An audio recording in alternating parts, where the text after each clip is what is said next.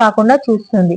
చూడండి పైన కూడా మొత్తం 100% కాటన్ లేయర్ అండ్ ఇది చూడండి ఇలా ఉంటుంది అనమాట ఈ చిప్. ఇప్పుడు నేనేం చేస్తున్నాను, నేను ఈ అబ్జార్బెంట్ షీట్ ఏదైతే ఉందో, ఏదైతే అబ్జార్బ్ చేస్తుందో, ఇది కూడా ప్యూర్ కాటన్ అనమాట. దీంట్లో మనకు సిలికా జెల్ ఉంది, అది కూడా నాన్ టాక్సిక్ అనమాట. దానివల్ల ఏ హాని జరగదు మనకు. ప్లాస్టిక్ వాడడం వల్ల ఏమవుతుందంటే మనకు క్యాన్సర్ లాంటి సమస్యలు వస్తాయి, రైట్. చాలా మటుకు మనకు బయట దొరికే అన్ని దాంట్లో క్యాన్సరస్ సెల్స్ క్రియేట్ అయ్యే అవకాశం ఉన్నాయి. ఇప్పుడు ఇది అబ్జార్బెంట్ షీట్ తీసుకున్నాను. మీకు ఇంకో ఆశ్చర్యకరమైన విషయం చెప్తాను.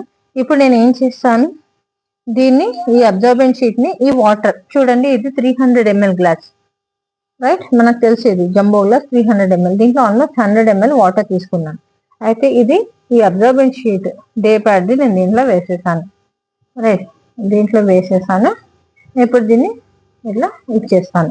ఇది ఆల్మోస్ట్ 50 seconds to 1 minute తీసుకుంటుంది జెల్ గా మారడానికి. ఇది ఫాస్ట్ అబ్జార్బెంట్. అండ్ ఇంకో చాలా అంటే ఆశ్చర్యం అని చెప్పడం చాలా బాధాకరమైన విషయం ఏంటంటే, మనం ఏదైతే మార్కెట్ లో శానిటరీ ప్యాడ్స్ యూస్ చేస్తామో దాంట్లో స్టెరిలైజ్డ్ కాటన్ యూస్ చేస్తారు.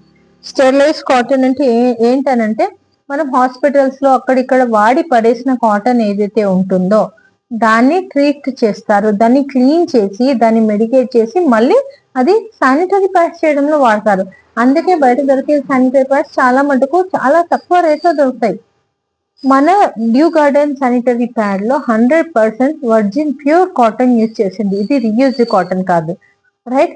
అది మీరు ఆలోచించండి ఫ్రెండ్స్, ఎంతైనా ఎవరైనా యూజ్ చేసి పడేసింది మనం ఎక్కడ పెడుతున్నాం, రైట్. ఇప్పుడు చూడొచ్చు మీరు, ఇది మొత్తం ఏమైంది, అబ్జర్వ్ చేసుకుంది. ఇక్కడ చూడండి, నేను అబ్జార్బెంట్ షీట్ ఏదైతే వేసానో అది ఎలా అయిపోయింది చూడండి, జెల్ గా మారిపోయింది, రైట్. ఇక్కడ చూడొచ్చు మీరు, జెల్ అయిపోయింది ఇట్లా, రైట్. స్లైమ్ లాగా అయిపోయింది. ఇప్పుడు ఇంకొక విషయం నేనేం చెప్పాను, ఇప్పుడు ప్లాస్టిక్ నాప్కిన్స్ వాడితే అది ఎన్వైరన్మెంట్ లో మనం అంతా పడేస్తాము, చెత్తవాడు తీసుకెళ్లి అక్కడ వేస్తాడు, మళ్ళీ అక్కడ నుంచి సముద్రంలో వెళ్తాడు. సముద్రంలో ఎన్నో జల జీవులు ఉంటాయి, జలచరాలు ఉంటాయి, అవన్నీ ఎఫెక్ట్ అవుతున్నాయి ఈ చెత్త వల్ల. అయితే మనది ఎన్వైరన్మెంట్ ఫ్రెండ్లీ కూడా, రైట్. ఇప్పుడు ఇది సముద్రంలో వెళ్తుంది, సముద్రం నీళ్ళు ఉప్పుగా ఉంటాయి, సాల్టీ ఉంటాయి. ఇప్పుడు నేను ఇక్కడ టేబుల్ సాల్ట్ ఇంట్లోంచి తీసుకున్నాను, ఈ సాల్ట్ దీంట్లో వేసేసాను అనమాట. ఇప్పుడు దీన్ని కలుపుదాం మనం. అంటే నీళ్ళను సాల్టీ వాటర్ చేస్తుంది, దీంట్లో ఆల్రెడీ నీళ్ళు ఉన్నాయి కదా, నీళ్ళు జెల్ గా మారిపోయినాయి. ఇప్పుడు చూడండి మ్యాజిక్ ఏం లేదు, టెక్నాలజీ అనమాట ఇది. ఇంకా చూడండి, ఆ జెల్ మొత్తం డిజాల్వ్ అయిపోయి మళ్ళీ వాటర్ అయిపోయింది.